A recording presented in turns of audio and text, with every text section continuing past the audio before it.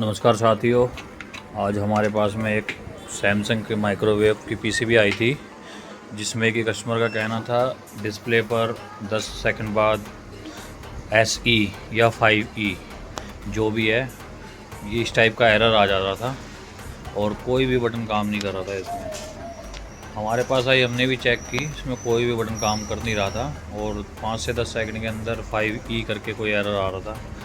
तो इसको हमने डायग्नोस किया अच्छे से, और डायग्नोस करने पर हमें पता चला वैसे तो ये एरर होता है कीपैड शॉर्ट के लिए। अगर इसका कीपैड है, कोई बटन शॉर्ट हो जाता है तो ये एरर डिस्प्ले पर शो होता है। लेकिन हमने इसका कीपैड देखा तो कीपैड बिल्कुल ओके था और बिल्कुल साफ़ सुथरा, उसमें कोई भी कार्बन वगैरह कुछ नहीं था। तो हमने ये पीसीबी को फिर अच्छे से डायग्नोस करा तो इसका जो जैक है, ये जैक में भी थोड़ा कार्बन टाइप का था कुछ, वो भी हमने साफ़ किया, उसके बाद भी नहीं हुआ। तो पीसीबी में हमने देखा तो पीसीबी को बैक साइड से इसमें जो एक इसके बैक साइड में पीएफ लगे थे 1-2 जो कि कीपैड की लाइन पर थे, वो कीपैड हाफ शॉर्ट थे, उसकी वजह से ये एरर आ रहा था। तो अब हमने वो चेक करने के बाद उस पीएफ को हटा दिया है और पीएफ हटाने के बाद में पीसीबी ओके हो गई है। लेकिन ये पहले कहीं से रिपेयर हुई है पीसीबी, तो उनका स्टिकर लगा हुआ है, ये हम हटा देते हैं।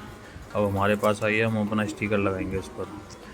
तो ये देखिए, अब हम अपनी स्टैम्प लगा देते हैं इस पर। अभी दिख नहीं रही है आपको, देखिए